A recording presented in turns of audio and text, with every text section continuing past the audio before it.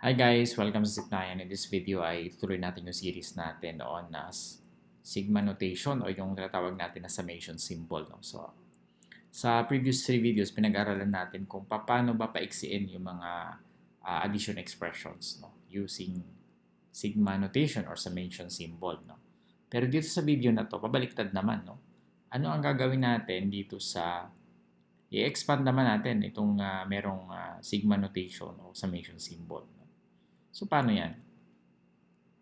Ang ibig sabihin nitong value nito sa baba, kung saan siya nag-start, di ba? Kung ano yung value ng I. So, ibig sabihin yung lahat ng I papalitan natin kasi ito yung nagbabari. No? So, ang I, ang pinakamababang value niya ay 3, tapos ang pinakamataas niya ay 7. Nag-i-increase lang yan no, ng by 1. So, meaning, ang unang value natin is B sub, ano unang value dito? 3. So, B sub 3 over 4. So, yung B at saka yung 4 constant siya sa lahat. Ang nagbabago lang ay yung value ng I. Plus, nag-i-increase yung value ng I, meaning this time B sub 4 na siya. Over 4 plus, hanggang makarating siya ng 7. Tapos, the summation symbol means that you have to add all the expressions of the form B sub I over 4. So, this is B sub 5 over 4 plus B sub 6 over 4 plus B sub 7 over 4. Okay? So, ito naman, yung letter K yung nandito, ibig sabihin yung K lang yung magbabago dito. So, this is equal to, saan siya nag-start? Sa 1, di ba? 4 to the first power minus 1 plus 4 to the second power minus 1 plus 4 to the third power minus 1. Okay? So, kung gusto nyo i-compute, pwede naman of course. So, pwede natin siya i-compute. What is 4 to the first power minus 1? That's just 4 minus 1. That's 3. And then plus 4 squared minus 1. This is 16 minus 1. 15 plus 4 cubed minus 1. 64 minus 1. This is 63. So, 66 plus 15. That's 81, I think. Tama ba? 66 plus 15. Okay, so 81. So, kung pwede natin i-simplify, pwede naman, depende sa teacher ninyo. May mga teacher naman ang gusto lang makita itong form. So, depende sa instruction. Okay? Next, we have, ito, yung j cubed plus 2 to the j. Bakit ay ito? Dapat j yun nandito.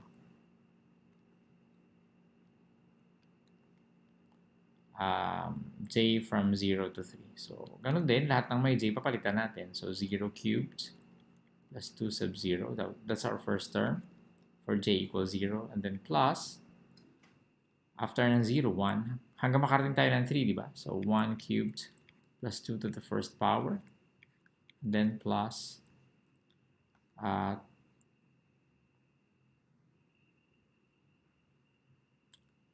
ba?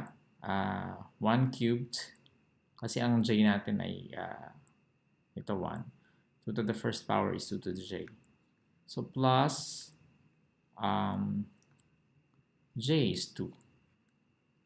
2 to the third power plus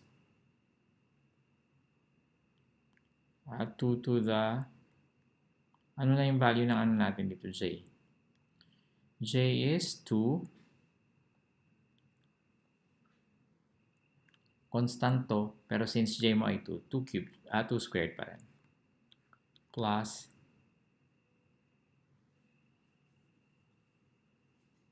ang j natin ay 3. Medyo nakakalito ito, no? Ako rin mismo na ito. 3 cubed plus 2 cubed.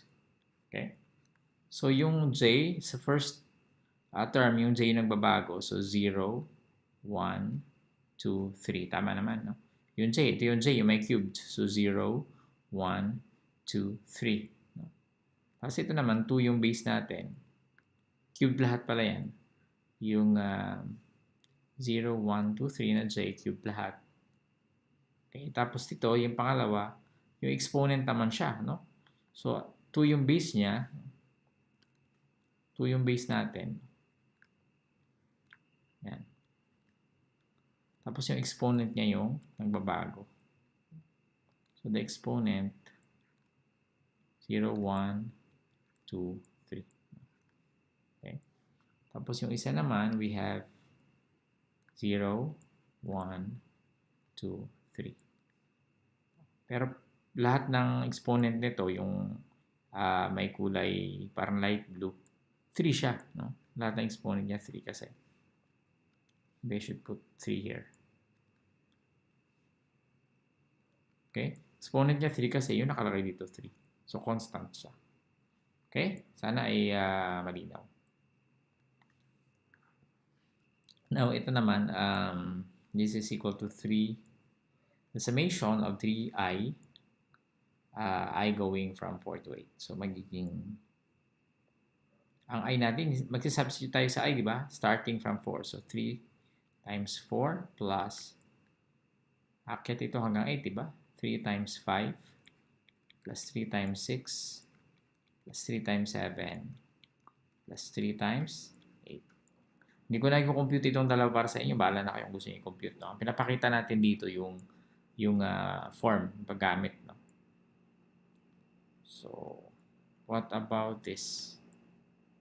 Start from 2 to 4. So, first term is I equals 2, di ba? So, 2 squared plus 3 times 2.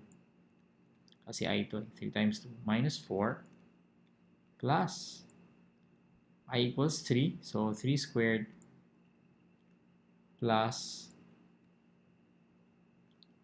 3 times 3 minus 4. This is the second term. Meron pa isa. Yung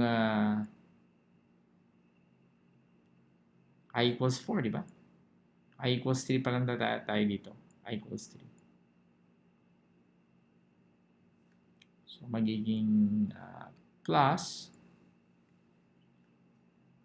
4 squared plus 3 times 4 minus 4. Okay, that's our third.